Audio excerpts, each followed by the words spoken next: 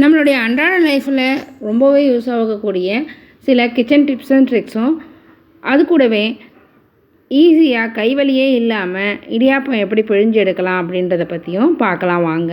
நீங்கள் இந்த சேனலுக்கு புதுசாக இருந்தால் சேனலை சப்ஸ்கிரைப் பண்ணிவிட்டு சப்போர்ட் பண்ணுங்கள் ஃப்ரெண்ட்ஸ்.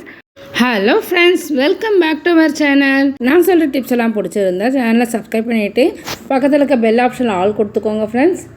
ஃபஸ்ட் டிப் என்னென்னு பார்க்கலாம் வாங்க. நம்ம வீட்டில் சிலிண்டர் வாங்கும்போது அந்த சிலிண்டரை அப்படியே தரையில் வச்சோம்னா அதை வச்சுருக்கக்கூடிய இடம் ஃபுல்லுமே ஒரு வட்டம் மாதிரி துரு படிஞ்சு போயிடும். அந்த மாதிரி இல்லாமல் இருக்கிறதுக்கு இந்த மாதிரி ஒரு மேட்டு மேலே அந்த சிலிண்டரை வைக்கலாம். இந்த மாதிரி வைக்கிறதுனால அடியில் எந்த ஒரு கரையும் படியாது. அது மட்டும் இல்லாமல் நம்ம சிலிண்டரை ஒரு இடத்துலேருந்து இன்னொரு இடத்துக்கு மாற்றுறதுக்கு இந்த மேட்டு ரொம்பவே யூஸ் ஆகும். அதனால் தரையில் எந்த ஒரு கீரலும் இருக்காது. அப்படி இல்லைன்னா இந்த மாதிரி கடையில் சிலிண்டர் வைக்கிறதுக்குனே ஒரு ஸ்டாண்டு விற்கிது. அதில் நமக்கு சக்கரமும் இருக்கிறதுனால நமக்கு ஒரு இடத்துலேருந்து இன்னொரு இடத்துக்கு சிலிண்டரை மூவ் பண்ணுறதுக்கு வசதியாக இருக்குது. ஒரு இடத்துலேருந்து இன்னொரு இடத்துக்கு சிலிண்டரை நவுத்திட்டு போகிறதுக்கு இந்த டிப்ஸ் ரொம்பவே யூஸ்ஃபுல்லாக இருக்கும். நெக்ஸ்ட் டிப் பார்க்கலாம் வாங்க. நம்ம கிச்சனில் வேலையை சுலபமாக முடிக்கிறதுக்கு இந்த டிப்ஸ் ரொம்பவே யூஸ்ஃபுல்லாக இருக்கும். நம்ம பருப்பு தனியாக உருளைக்கிழங்கு தனியாக வேக வைக்காமல் பருப்பு வேக வைக்கும் போதே உருளைக்கிழங்கையும் அதில் தோல் சீவிட்டு போட்டுட்டோம்னா பருப்பு நல்லாவே வெந்துடும். கூடவே உருளைக்கிழங்கும் சேர்ந்து வெந்து வந்துடும். ஒரே கல்லில் 2 மாங்காய் அப்படின்ற மாதிரி சீக்கிரமாக நம்மளுக்கு வேலையும் முடியும். நெக்ஸ்ட் டிப்பு, நம்ம வெள்ளிக்கிழமைகளில் படைக்கிற நாளில் வாசற்காலுக்கு பூஜை சாமானுக்கெல்லாம் மஞ்சள் குங்குமம் வைக்கும்போது அந்த மஞ்சளில் கொஞ்சோண்டு பச்சைக்கற்பூரம் கலந்து வைக்கிறதுனால நம்மளுக்கு வாசனையாக இருக்கும். எப்போவுமே பூஜை ரூமுக்குள்ளே ஒரு விதமான நல்ல வாசனை இருந்துக்கிட்டே இருக்கும். நம்ம இந்த மஞ்சளை குழப்பறதுக்கு நம்மளுக்கு பன்னீரை யூஸ் பண்ணுறது ரொம்பவே நல்லாயிருக்கும். அது மட்டும் இல்லாமல் நம்ம கற்பூரம் கலக்கிறதுனால மஞ்சள் குங்குமம் எப்பயுமே நல்ல நிறத்தோடு இருக்கும். ஏன்னா அதில் நம்ம கற்பூரம் கலந்துருக்கிறதுனால கலர் மாறாது. 10 நாள் ஆனாலும் அந்த மஞ்சள் குங்குமத்தோட நிறம் பளிச்சுன்னு இருக்கும். ட்ரை பண்ணி பாருங்கள். நெக்ஸ்ட் டிப்பு, நம்ம கையே வலி இல்லாமல் எப்படி நம்ம இடியாப்பம் செய்யலாம் அப்படின்றத பற்றி பார்க்கலாம் வாங்க. எல்லாருக்குமே இடியாப்பம் ரொம்பவே பிடிக்கும். ஆனால் அதை செய்யறதுக்கு தான் ரொம்ப சிரமப்படுவோம். ஏன்னா அதை மாவை அரைக்கணும், அதுக்கப்புறம் அதை அந்த இடியாப்பம் பிழிகிற கப்பலை போட்டு பிழிஞ்சு எடுக்கணும். அதுக்கு ரொம்பவே கஷ்டமாக இருக்கும். அதுக்கு நம்ம கொஞ்சமாக, அதாவது 1 டம்ளர் அளவு அரிசி ஊற வச்சுருக்கேன். அந்த அரிசியை நல்லா ஊறி வந்த பிறகு மிக்சியில் போட்டு நல்லா அரைச்சி எடுத்துக்கிட்டேன் மழன்னு. அதுக்கப்புறமா நம்ம ஒரு வாணலில் கொஞ்சமாக நெய் விட்டுக்கோங்க. அதில் தேவையான அளவு தண்ணி ஊற்றிக்கிட்டு அது நல்லா கொஞ்சம் கொதித்து வர ஸ்டேஜில் நம்ம அரைச்சி வச்சுருக்கக்கூடிய அந்த மாவை இதில் ஊற்றி நல்லா கிண்டிக்கோங்க. பாருங்கள், நல்லா கொதி வந்துடுச்சு. இந்த ஸ்டேஜில் மாவை ஊற்றி நல்லா கிண்டுங்க. ஏற்கனவே நம்ம மாவும் தண்ணியாக தான் இருக்குது. இதில் ஏன் தண்ணி ஊற்றுறோம் அப்படின்னா, நம்ம அதை கலக்கும்போது அந்த மாவு இன்னும் கொஞ்சம் கெட்டிப்பட்டு இறுக்கமாக ஆகிடும். அந்த சமயத்தில் நம்மளால் கலரணுன்றதுக்காக இந்த மாதிரி தண்ணி கொஞ்சம் ஆட் பண்ணிக்கிறோம். இந்த ஸ்டேஜில் சிம்மில் வச்சுக்கோங்க. கடையில் வாங்குகிற மாவையும் இதே மாதிரி செஞ்சு எடுத்துக்கலாம் நம்ம. இப்போ இந்த மாவு நல்லா சாஃப்டாக இருக்கும். இப்போ இந்த சூடாக இருக்கும்போதே நம்ம அந்த இடியாப்ப அச்சில் போட்டு பிழியணும். சாஃப்ட்னஸ் இருக்கும்போது நீங்கள் அடுப்பை ஆஃப் பண்ணிவிடுங்க. ஆஃப் பண்ணிவிட்டு இடியாப்பம் புழிகிற அச்சில் போட்டு அதை புழிஞ்சு எடுக்கலாம். உங்களால் அப்படி இடியாப்பம் புழிய முடியல, அச்சு இல்லை அப்படின்ற பட்சத்தில் நான் சொல்கிற இந்த இன்னொரு டிப்பை யூஸ் பண்ணி பாருங்கள். ரொம்பவே யூஸ்ஃபுல்லாக இருக்கும். இந்த டிப்ஸில் பார்த்திங்கன்னா உங்களுக்கு கைவலியே இருக்காது. அந்த இடியாப்பம் புழியக்கூடிய அச்சும் தேவைப்படாது. நம்மளுக்கு ஈஸியாக அழகாக இடியாப்பம் புழிஞ்சு எடுத்துடலாம். நம்ம இந்த மாதிரி செய்யும்போது அந்த மாவில் இருக்கக்கூடிய சூடு இருக்கிற வரைக்கும் மட்டும்தான் நம்மளால் இடியாப்ப அச்சில் போட்டு நம்மளால் இடியாப்பம் புழிய முடியும். அதில் சூடு தன்மை ஆறிப்போச்சு அப்படின்னா நம்மளால் இடியாப்பம் புழிய முடியாது. இப்போ பாருங்கள், உங்களுக்காக ஒரே ஒரு அச்சு மட்டும் புழிஞ்சு எடுத்தேன். நம்ம கலந்து வச்சுருக்க மாவு ட்ரை ஆகாமல் இருக்கிறதுக்கு மேலே ஒரு துணி போட்டு மூடி வச்சுக்கோங்க. மாவு ட்ரை ஆகிட்டாலோ அதில் சூடு தன்மை போயிட்டாலோ நம்மளால் மாவு இடியாப்பம் புழிய முடியாது. இந்த மாதிரி சூடு ஆறிட்ட பிறகு அந்த மாவை கொஞ்ச நேரம் ஃப்ரிட்ஜில் வச்சுடுங்க. ஃப்ரிட்ஜில் வச்சு எடுத்துங்க. ரொம்பவே ஐஸ் கட்டி ஆகக்கூடாது. ஃப்ரிட்ஜில் திட்டமான சில்தன்மை இருக்கிற அளவில் மட்டும் வச்சு எடுங்க. ரொம்ப ஐஸ் கட்டி மாதிரி ஆயிடுச்சுன்னா உங்களுக்கு மாவை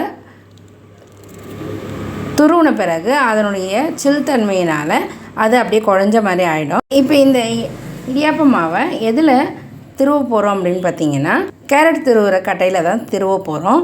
இப்போ இந்த மாதிரி உங்கள்கிட்ட சீஸ் துருவுற கட்டை இருந்தாலும் சரி, இல்லைன்னா கேரட் துருவுற அந்த துருவல் இருந்தாலும் சரி, அதுலேயும் நீங்கள் இந்த மாதிரி அழகாக துருவி வந்துடலாம். பாருங்கள் எந்த அளவுக்கு அழகாக இருக்குன்ட்டு.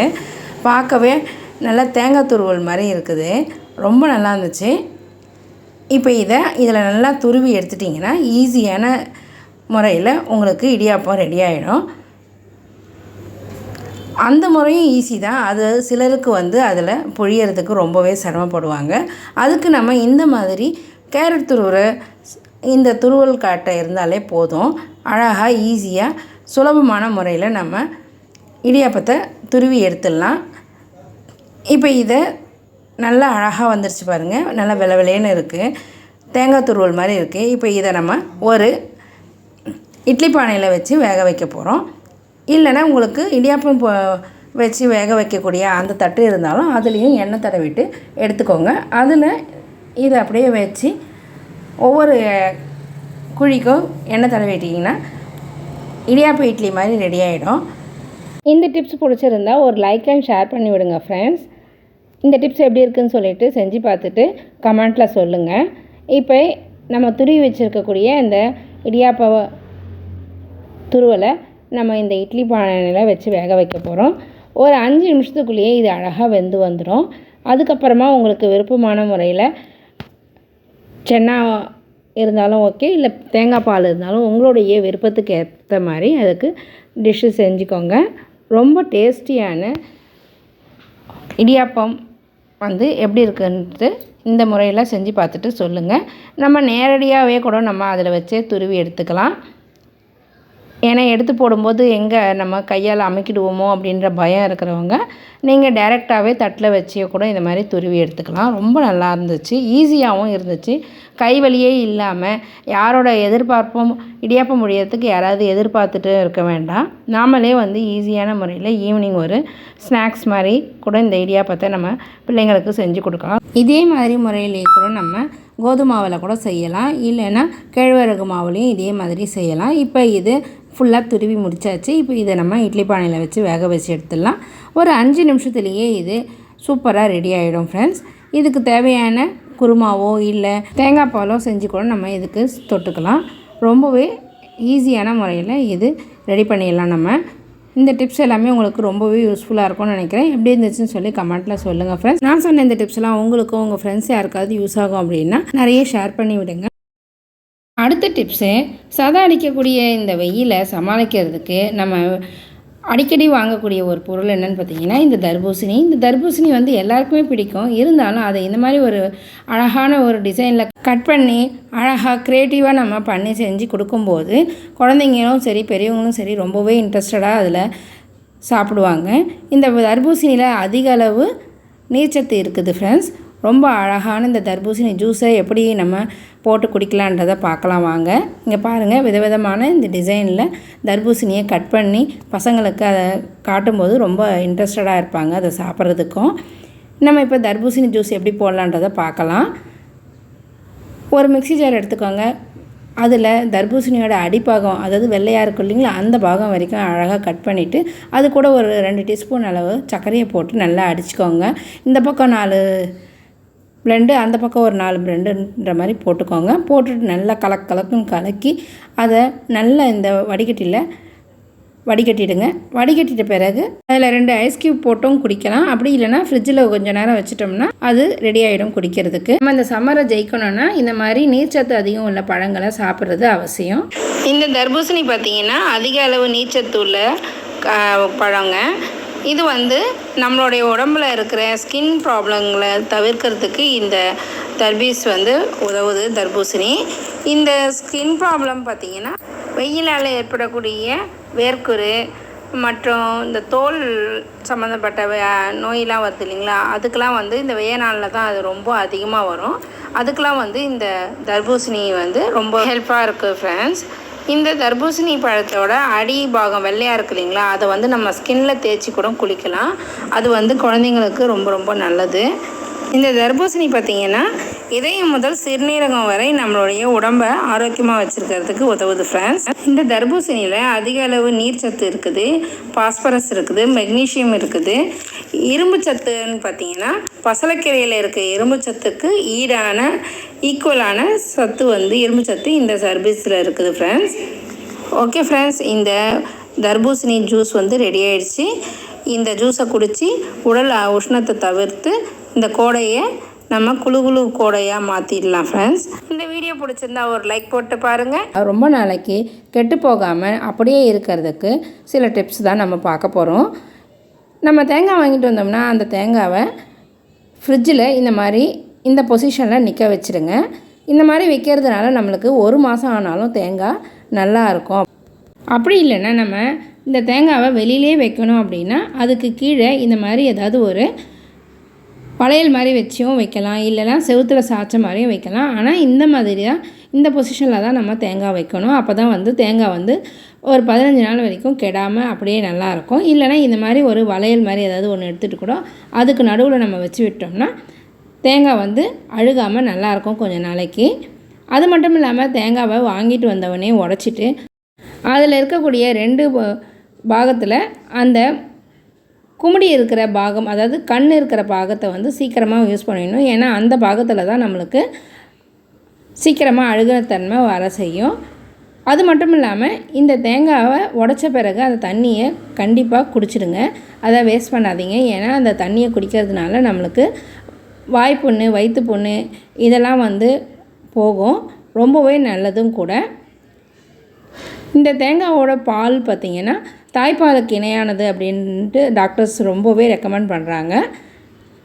இப்போ இந்த மாதிரி தேங்காவை நம்ம ஏதாவது ஒரு கல் வச்சோ இல்லை ஒரு கரண்டி வச்சு கூட நம்ம உடைக்கலாம். அதுக்கு எப்படி பார்த்திங்கன்னா அந்த தேங்காவோட 3 கண் வர இடத்துல இருக்கக்கூடிய அந்த நார் பகுதி மாதிரி இருக்கும், அந்த நரம்பில் கரெக்டாக அடித்தோம்னா அந்த தேங்காய் வந்து சமமாக அழகாக உடஞ்சி வந்துடும். இந்த மாதிரி உடச்சி எடுக்கக்கூடிய அந்த தேங்காவை 3 கண் இருக்கக்கூடிய அந்த மூடி பகுதியை வந்து ஃபஸ்ட்டு யூஸ் பண்ணிவிடுங்க. அந்த பகுதியில் தான் நம்மளுக்கு அழுகல் தன்மை சீக்கிரமாக வந்துடும். இந்த தேங்காய் தண்ணி ரொம்பவே நல்லது. இதை மிஸ் பண்ணாமல் குடிச்சிடுங்க. இல்லை குழந்தைங்களுக்கு கொடுத்தீங்கனாலும் ரொம்பவே நல்லது. இந்த தேங்காய் தண்ணியை குடிக்கிறதுனால நம்ம வயிற்றில் ஏற்படக்கூடிய வயிற்று வலி, நீர்க்கடுப்பு, உடல் சூடு, இந்த உடல் சூட்டுனால வெயிலால் ஏற்படக்கூடிய ட்ரைனஸ்ஸு, வாயில் ஏற்படக்கூடிய வாய்ப்புண்ணு இதெல்லாமே கூட நம்மளுக்கு சீக்கிரமாகவே சரியாயிடும். அதே மாதிரி இந்த தேங்காய் பாலும் வந்து ரொம்பவே நல்லது. இந்த மாதிரி தேங்காவை உடைச்ச பிறகு அதில் இருக்க தண்ணியை நல்லா ஒரு காட்டன் துணி வச்சு தொடச்சி எடுத்துடுங்க. இது எதுக்கு நம்ம இந்த மாதிரி செய்கிறோம் அப்படின்னா, நம்ம அந்த ஈரத்தோடவே வச்சோம்னா ஃப்ரிட்ஜில் ஸ்டோர் பண்ணும்போது ரொம்ப நாளைக்கு இருந்தால் கூட அது மேலே ஒரு மாதிரியான ஸ்மெல் வரும், இல்லைனா மஞ்சள் பூத்த மாதிரி ஆகும். ட்ரை பண்ணி பாருங்கள். இந்த டிப்ஸும் ரொம்பவே யூஸ்ஃபுல்லாக. கோஸ்லாம் வந்து அரியணும் அப்படின்னா நம்ம வந்து நைஃப் வச்சு தான் அறிவோம். ஆனால் இந்த காய் சீவரத்தை வச்சு நம்ம இந்த கோஸை அரிஞ்சிக்கலாம். ரொம்பவே ஈஸியாகவும் சீக்கிரமாகவும் நம்ம சீவி எடுத்துடலாம். இதில் சீவும்போது உங்களுக்கு ஹோட்டல்லலாம் எந்த அளவுக்கு நைஸாக சீவுவாங்களோ அந்த மாதிரி வரும். இப்போ பாருங்கள், நான் உங்களுக்கு இதை சீவி காமிக்கிறேன். கத்தி எதுவுமே இல்லாமல் நம்ம இந்த சீவல் கட்டையை வச்சே மட்டும் நம்ம இதை சீவிடலாம், அழகாக அரிஞ்சிடலாம். நான் உங்களுக்கு சீவிட்டு காமிக்கிறேன். எவ்வளோ பொடிசாக நைஸாக வருது பாருங்கள். ஈஸியாக சீக்கிரமாகவே நம்ம இதை சீவி எடுத்துடலாம். ரொம்பவே யூஸ்ஃபுல்லாக இருந்துச்சு எனக்கு. உங்கள் ஃப்ரெண்ட்ஸ் யாருக்காவது யூஸ் ஆகும்னா இதை ஷேர் பண்ணி விடுங்க ஃப்ரெண்ட்ஸ். இந்த ஐடியா உங்களுக்கு பிடிச்சிருந்தால் ஒரு லைக் போட்டு பாருங்கள் ஃப்ரெண்ட்ஸ். சாதம் வடிக்கிறதுக்காக அரிசி ஊற வச்சுருக்க அந்த அரிசி தண்ணியை கழுவி கீழே தான் ஊற்றுவோம். அந்த மாதிரி இனிமேல் கீழே ஊற்றி தண்ணியை வேஸ்ட் பண்ணாமல் இந்த மாதிரி நம்ம ஃபஸ்ட்டு தண்ணியை மட்டும் கீழே ஊற்றிட்டு மீதி தண்ணியை இந்த மாதிரி ஒரு கிண்ணத்தில் எடுத்து வச்சுக்கோங்க. இதை எதுக்கு எடுத்து வைக்க போகிறோம் அப்படின்னா, இந்த மாதிரி பழங்களை கழுவுறதுக்கும். இப்போ இந்த எலுமிச்சம்பழம் நல்லா வதங்கி நல்லா ஹார்டாக இருக்குது. இப்போ இதை வந்து இந்த தண்ணியில் போட்டு வச்சு விட்டு ஒரு 1 மணி நேரம் கழிச்சு எடுத்து பார்த்தோம்னா நல்லா சாஃப்டாக இருக்கும். இதே மாதிரி நீங்கள் காய்கறிகள் கழுவுறதுக்கும் இந்த அரிசி கழுவின தண்ணியை யூஸ் பண்ணிக்கலாம். இதில் எடுக்கக்கூடிய 2வது 3வது தண்ணியை வச்சு நம்ம சமையலுக்கு கூட நம்ம அதை யூஸ் பண்ணிக்கலாம். இதனால் நம்மளுக்கு நல்ல ஒரு மணி சேவிங் டிப்ஸாகவும் இருக்கும், அதே சமயம் தண்ணியை சேவ் பண்ணுற மாதிரியும் இருக்கும். நம்ம நான்வெஜ் ஐட்டத்தையும் கழுவி எடுத்துடலாம். அதே மாதிரி ஃப்ரிட்ஜிலேருந்து எடுக்கக்கூடிய இந்த மீன் நல்லா ஃப்ரீஸ் ஆகிட்டு ஹார்டாக இருக்குது, இந்த மாதிரி இருக்கக்கூடியதையும் இந்த தண்ணியை வச்சு கழுவி எடுக்கலாம். முக்கியமாக இந்த மாதிரி ஃப்ரிட்ஜிலேருந்து எடுக்கக்கூடிய இந்த மீன் ஃப்ரீஸ் ஆகிட்டு இருக்கும்போது அதை அந்த ஃப்ரீஸிங் தன்மையை நீக்கிறதுக்கு அது மேலே 1 டீஸ்பூன் அளவுக்கு கல் உப்பை நல்லா தூவி விட்டுடுங்க. ஒரு 10 நிமிஷம் கழிச்சு பார்த்திங்கன்னா அந்த ஃப்ரீஸிங் தன்மை ஃப்ரீஸ் ஆனது போயிட்டு அந்த மீன் நல்லா வளவலன்னு நம்ம கழுவுறதுக்கு ஏற்ற மாதிரி இருக்கும். இந்த டிப்ஸ் ரொம்பவே யூஸ்ஃபுல்லாக இருக்கும். இதுக்காக நீங்கள் ரொம்ப நேரம் வெயிட் பண்ண வேண்டியதே இல்லை. ட்ரை பண்ணி பாருங்கள். சீக்கிரமாகவே அந்த ஃப்ரீசிங் தன்மை போயிட்டு நம்ம அதை எடுத்து வாஷ் பண்ணுறதுக்கு ஈஸியாக இருக்கும். பாருங்கள், மேலே மட்டும் போட்டிருக்கிறதுனால மேலே இருக்க மீன் எல்லாமே சீக்கிரமாக எடுக்க முடியுது. அடியில் இருக்க மீன் மட்டும் கொஞ்சம் ஹார்டாக அப்படியே இருக்குது. எண்ணெயில் தண்ணியை ஊற்றினா என்ன ஆகுன்றதை பற்றி தான் இந்த டிப்ஸில் நம்ம பார்க்க போகிறோம். நிறைய பேருக்கு இந்த டிப்ஸு தெரிஞ்சிருக்கும், தெரியாதவங்களுக்கு இது ரொம்பவே யூஸ்ஃபுல்லான டிப்ஸு. இதை டெய்லியுமே நீங்கள் ஃபாலோ பண்ணிங்கன்னா நம்மளுடைய பற்கள் ரொம்ப ஆரோக்கியமாக இருக்கும். அது என்னன்றதை பார்க்கலாம் வாங்க.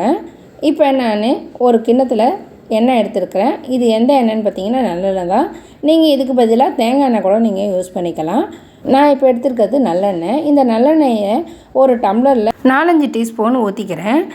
இது பெரிய அளவு டீஸ்பூனாக இருந்தால் 2 டீஸ்பூன் அளவுக்கு ஊற்றிக்கிட்டால் போதும். இந்த மாதிரி ஊற்றிக்கிட்டு அதில் எண்ணெய் 4 டீஸ்பூன் ஊற்றிக்கிட்டோம்னா 10 டீஸ்பூன் அளவுக்கான தண்ணியை ஊற்றிக்கோங்க. நான் இது டீஸ்பூன் கணக்குக்காக நான் சொல்கிறேன்.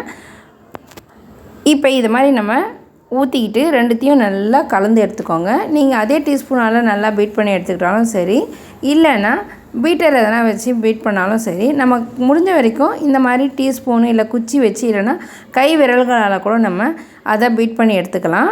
அந்த மாதிரி பீட் பண்ணி எடுக்கும்போது அது நல்லா ஒரு நெய் பதத்துக்கு வரும். இந்த மாதிரி நெய் பதத்துக்கு வந்துச்சு அப்படின்னா அது ரெடி ஆகிடுச்சு, யூஸ் பண்ணுறதுக்கு ரெடி ஆகிடுச்சின்னு அர்த்தம். இது ஒரு பக்கம் நம்ம கலக்கிட்டே இருப்போம். இதில் இன்னொரு ஹெல்த் பெனிஃபிட் என்ன அப்படின்னு பார்த்திங்கன்னா, இந்த எண்ணெயை நம்ம 1 டீஸ்பூன் அளவுக்கு வாயில் ஊற்றி குடித்தோம்னா நம்மளுக்கு வயிற்றில் இருக்கக்கூடிய புண்ணும் ஆறும், அதே சமயம் அல்சரால் ஏற்படக்கூடிய கெடுதலும் நம்மளுக்கு நீங்கும். உங்களுக்கு தெரியுதுங்களா? ஒரு மாதிரி நெய் பதத்துக்கு வருது.